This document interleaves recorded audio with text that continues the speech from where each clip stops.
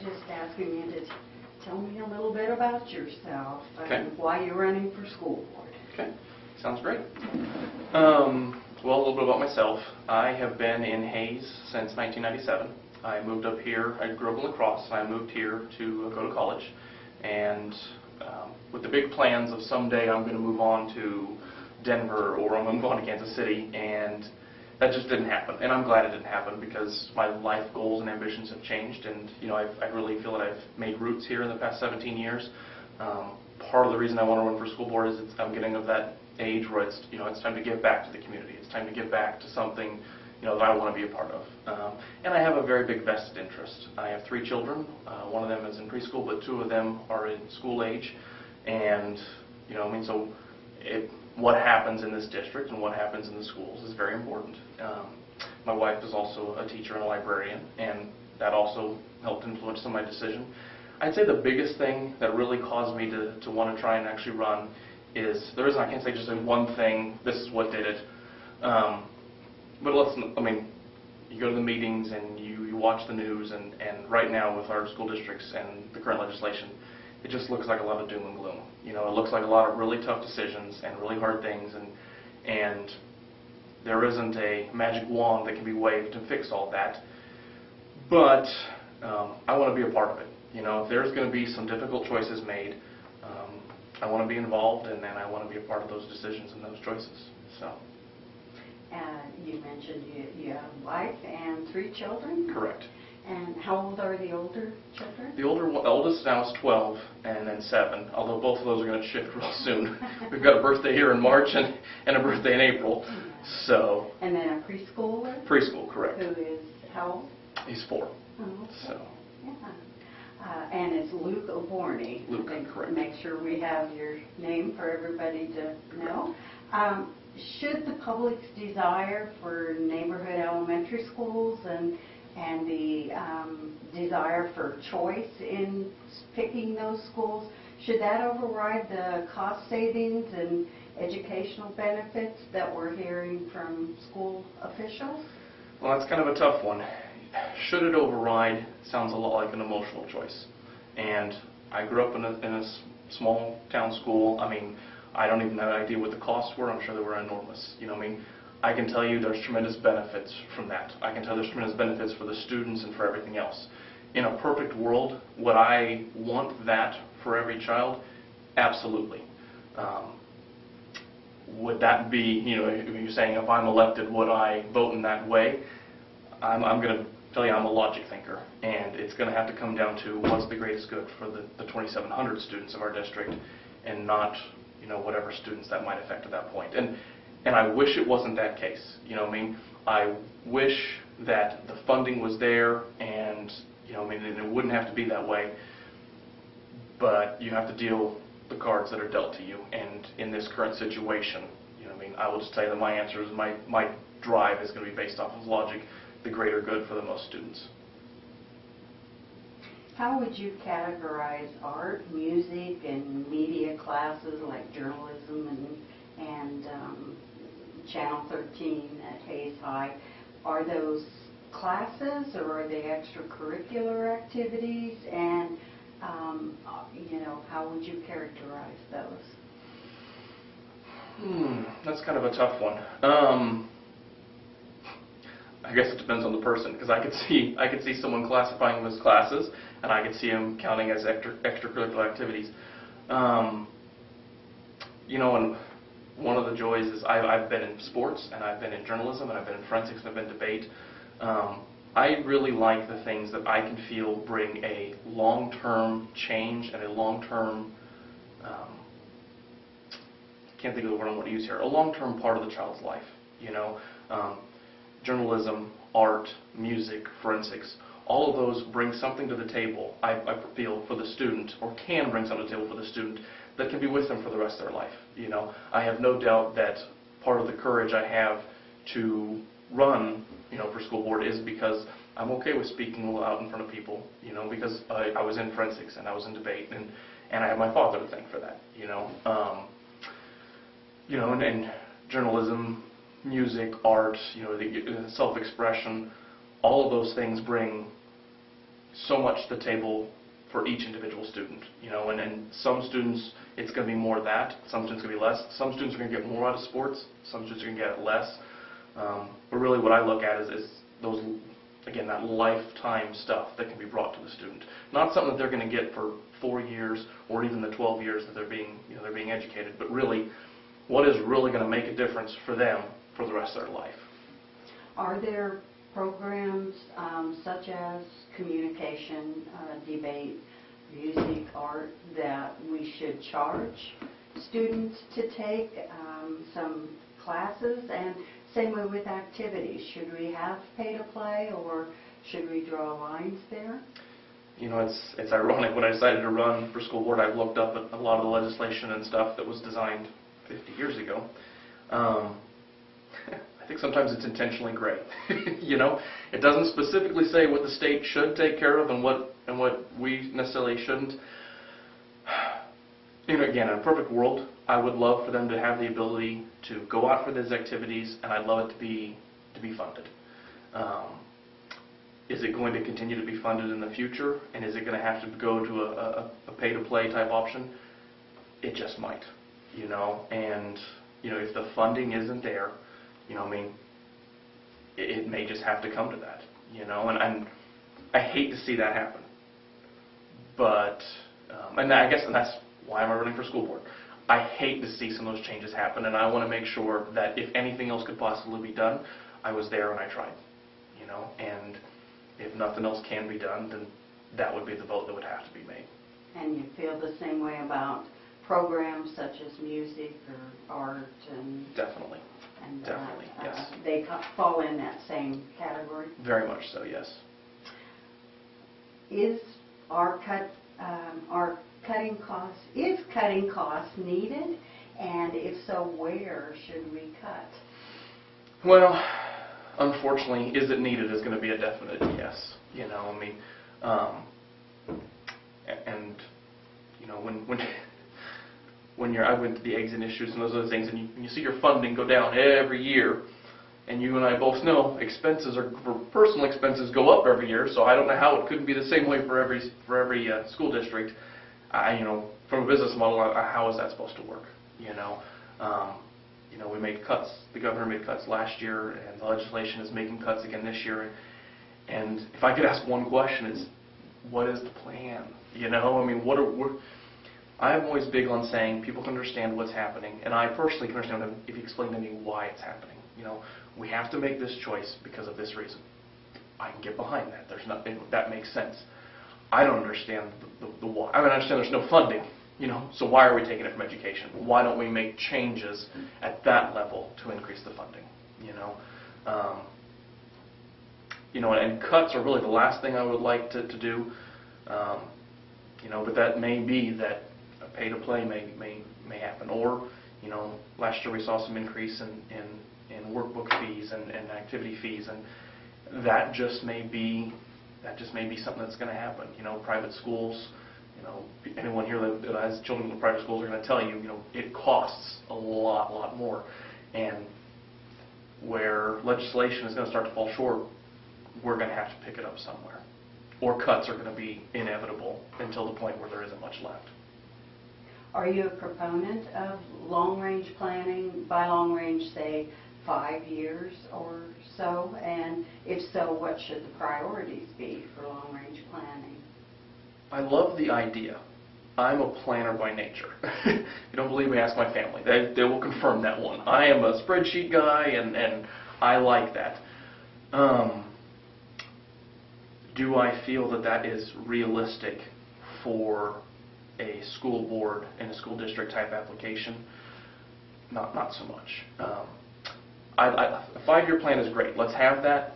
But really, I don't think you can really have anything solid more than 2 years, maybe 3 at best. I thought this year's budget, you know, I've been attending all these meetings, and I did try and run last year when Darren Shoemaker's position was available. And you know, so I've attended a lot of meetings, I've seen a lot of it, and I thought we had a pretty solid budget this year. And then you start looking at these cuts that happened just after January 1.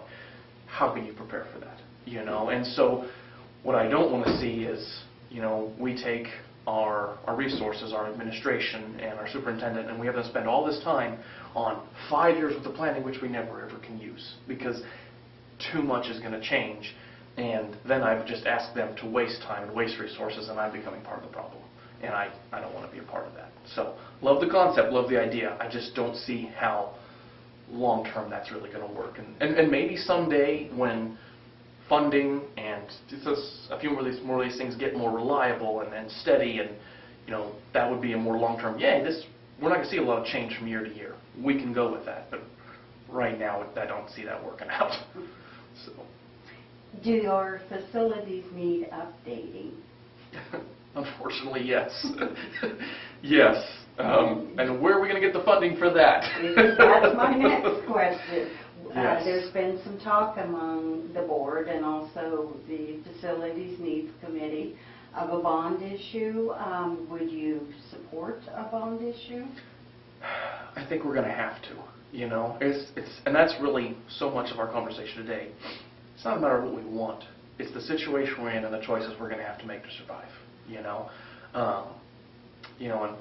I don't even know the age of most of our buildings, but you see it when you drop off your kids and when you walk through it. And I have to give the administration credit that the fact that they look the way they do and they've held up for as much time as they have is a credit to the people that have been doing this for so long.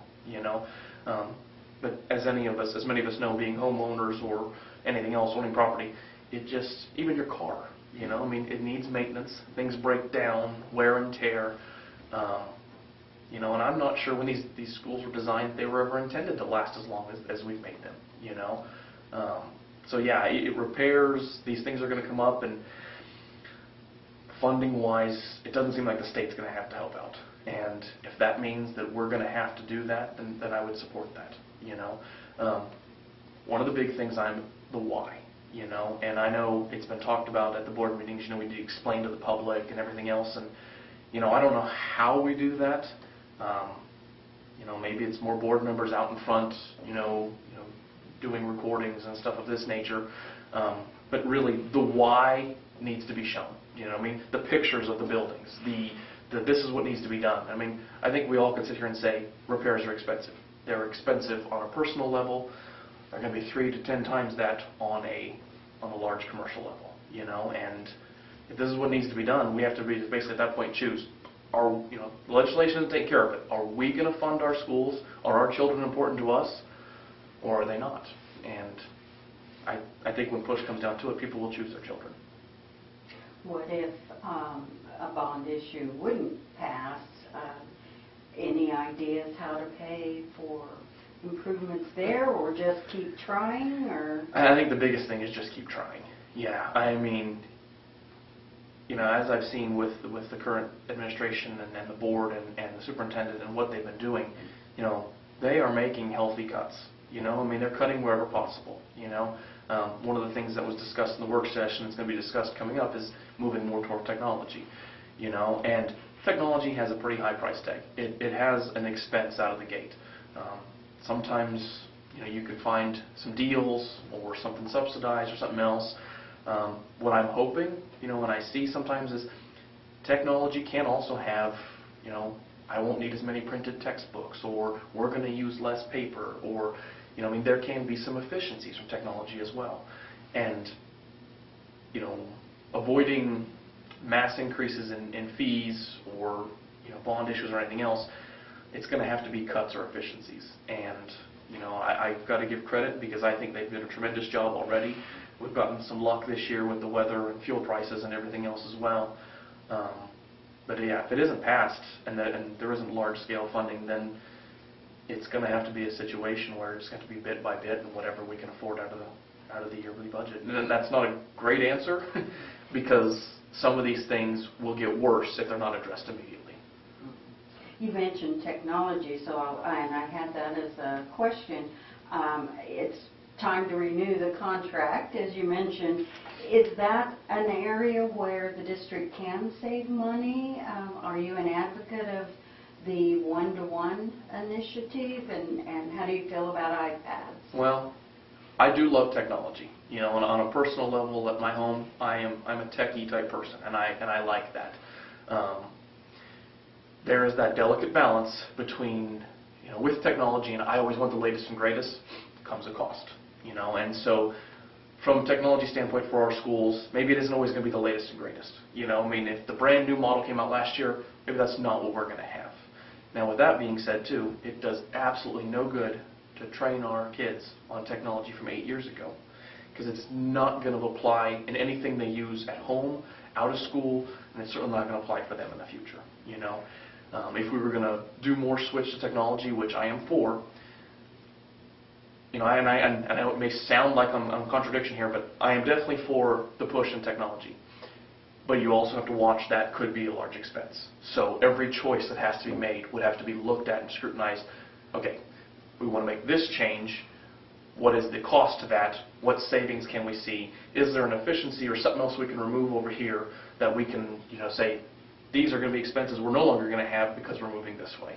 And I would definitely be for that.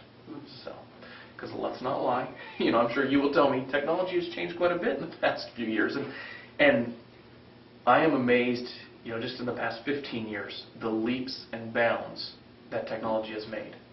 It just, one of the things I think of sometimes is, YouTube can be horrible because of bad images and everything else, but sometimes it's kind of funny. You'll see some things, and there's some show type thing out there where they show kids a cassette player or a VHS tape. They have no idea what these things are, and if you think about it, it's never fathomed, and in 20, 30 years, how much that has changed, and I only see that growing, and jobs and future and everything else only growing in that way as well, and so to deny our children that, I feel puts them at a disadvantage, and I don't want to do that at all. But you aren't set on any particular No. iPads or the one-to-one initiative? No, not really. I was a big Windows IBM type fan for years. It took me a very long time to get on the Apple wagon. Personally, in the past 2-3 years, I have a lot of Apple products. I love my iPad. In a work business application, it doesn't work so well. So we typically go with more Microsoft, IBM type products and everything else for the business application. And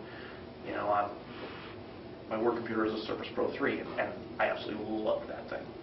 I love the way it can function as a tablet and everything else. So I almost think it's foolish to say this is the only way to go, because in the real world, their business may choose to use an iPad, their business may choose to use something else, and there may be a third product that we don't even know about yet. And it's good for them to learn both applications in both worlds. What is your business? I work for Nextech. Union negotiations have been in the news a lot lately, particularly at the state level.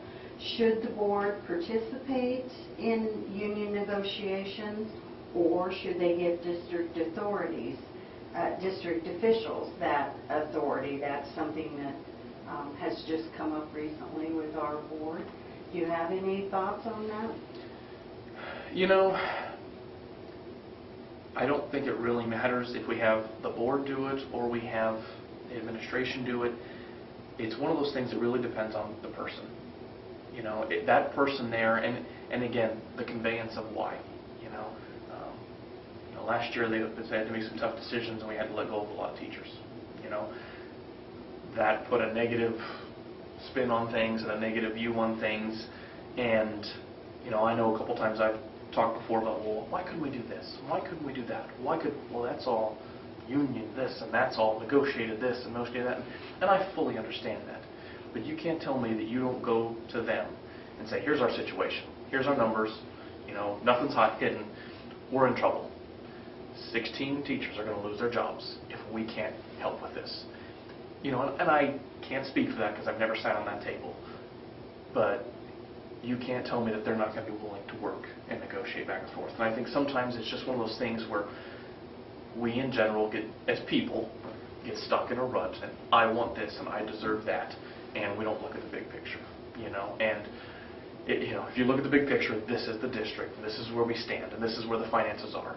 And I have no doubt in my mind that our teachers are, overworked and underpaid. All of our staff, our custodians, our people that work in the lunchroom, and our secretaries, every single one of them probably deserve a raise every year. I've seen the budget.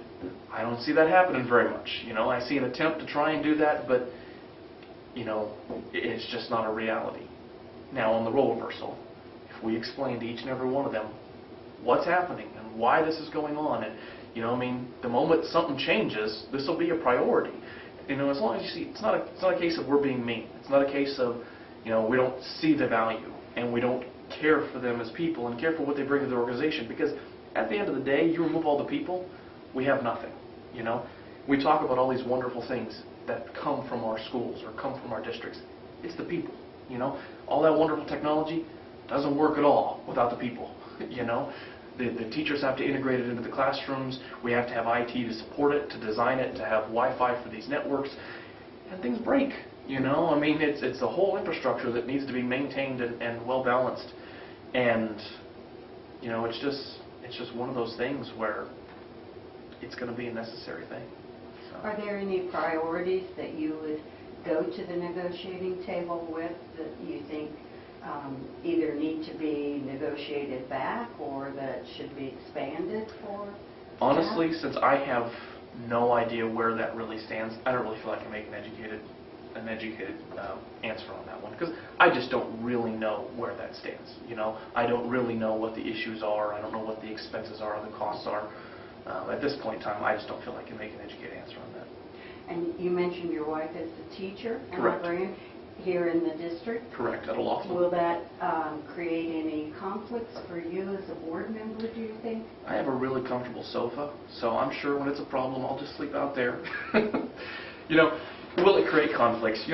Obviously this is a conversation that we had before we even decided this.